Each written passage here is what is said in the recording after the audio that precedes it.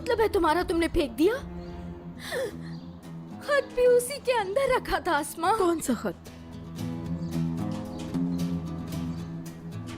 वो खत जो मैंने दिया था, जो खत दिलशा ने लिखा था खिजर को।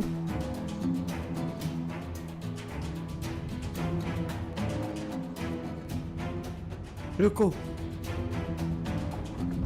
पीछे लो।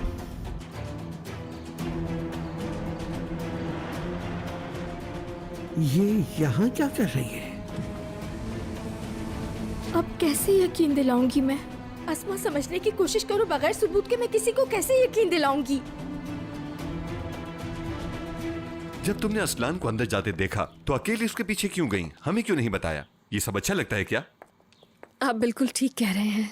मलिके, गुल कहाँ है? क्या वो सो रही है? जी जी। कौन है उसके पास? जहरा आ गई क्या? नहीं, जहरा आपा अभी तक नहीं आई। अभी तक नहीं आई वो? बाबा जी, नसर साहब भी उनके साथ गए थे लेकिन अभी तक वापस नहीं आए। कहाँ चले गए ये दोनों? रिलैक्स हो जाएं भाई। अम्मी को कुछ होना क्या हो, उनकी तबीयत भी ठीक नहीं थी। अच्छा रुकें, ऐसे परेशान मत हो। बाबा उनके साथ हैं, अगर कुछ होता तो वो हमें जरूर बताते। मुमकिन है कि दादा जान के साथ लड़ाई हो गई हो। वो लोग गली में ही गए थे, चलें देखते हैं। अस्मा, अल्लाह का वास्ता है, मदद करो मेरी। तुम्हारे अलावा मेरी कोई मदद नहीं कर सकता। तुम तो सब जानती हो। तुम गवाह बनकर सबको बता दो। ऐसा नहीं कर सकती। अगर मैंने किसी को कुछ बताया तो अजीज़े मेरी औलाद की दुश्मन हो जाएगी। जहरा, मैंने हमेशा तुम्हारे साथ भलाई की है। अगर तुमने उसी वक्त खिजर को खत दिखा दिया होता तो अब तक सब कुछ खत्म हो गया होता।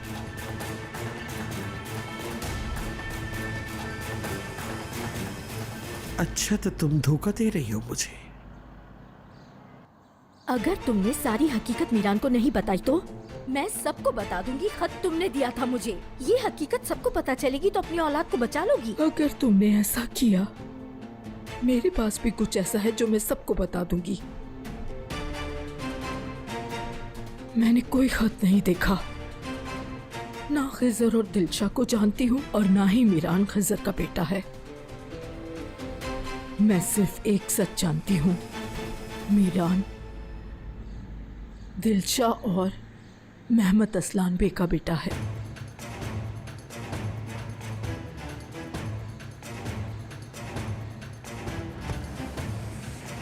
चलो मैं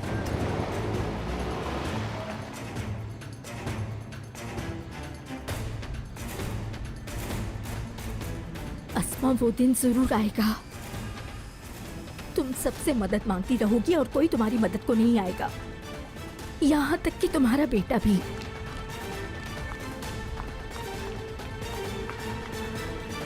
खैरियत है ना अस्मा? कहाँ से आ रही हो तुम? वो मैं वो कचरा फेंकने के लिए आई थी। ऐसा कौन सा कचरा है जो जहरा के साथ फेंकने गई थी? अब तो आप हकीकत जान गए होंगे। दिलशा ने खत लिखा था। अस्मा की भी बात सुन ली, लेकिन अब वो बताने को तैयार नहीं। समझ गया। जो बात तुमने बताई वो अस्मा को मालूम है, तो क्या अजीजा को भी मालूम है? जानती है पर इनकार करती है वो इसलिए कि इसमें सच्चाई नहीं है। मगर अजीजा मीरान की जान बचाने के लिए ऐसे 1000 झूठ बोल सकती है। क्यों? जरा सोचिए, ये सच क्यों नहीं हो सकता? फौज से वापस आने के बाद खिजर की शादी दिलशा से होने वाली थी। क्या वो दोनों एक दूसरे को पसंद नहीं करते थे? खिजर तुम्हारी किस्मत में नहीं है। जब वो आर्मी से वापस आएगा तो उसकी शादी कहीं और तय कर दूंगा। अपने बेटे के लिए एक ऐसे खानदान से बहू लाऊंगा जो हमारी टक्कर की होगी। किस किस्म के इंसान हैं आप? एक औरत जो आपसे मदद मांगने के लिए आपके दरवाजे पर आई, उसे इनकार कर दिया। और औरत भी वो जो आपके बेटे की मंगेतर है, बजाय उसको बचाने के आपने। खामोश, तुम लोगों का यही मुकद्दर है। तो ठीक है, मैं भी यही करूंगी, मजबूर करूंगी। वो इनकार तो कर रही है, मैं भी हार नहीं मानूंगी। इसके बेटे को अजीजी के खिलाफ करके बोलने पर मजबूर करूंगी। चुप नहीं रहूंगी। बिल्कुल खामोश मत रहो, मत रहो। जरूर बात करेंगे, लेकिन सबसे पहले हमें किसी और से बात करनी होगी। अगर इस बात में जरा भी सच्चाई है तो किसी और का जानना भी ये इंतहाई जरूरी है।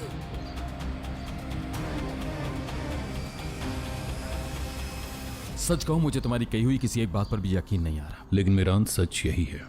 तुमने देखा था रेहान कितनी मुसीबत में फंस गई थी। डरी हुई थी कि तुम कहीं पकड़े ना जाओ।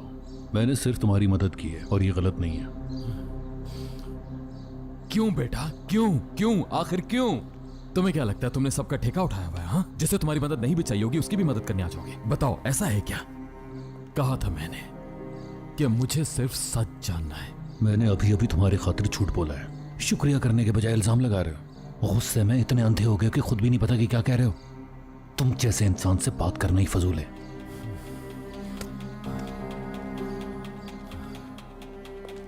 तुम भी और मैं भी दोनों जानते हैं कि तुम कुछ छुपा रहे हो।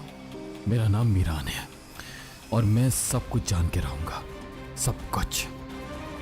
नहीं छोड़ूंगा मैं तुम्हें, समझे? कभी नहीं। करते रहो तफ्तीश, लेकिन याद रखना कि मैं तुम्हारा दुश्मन नहीं। देखेंगे।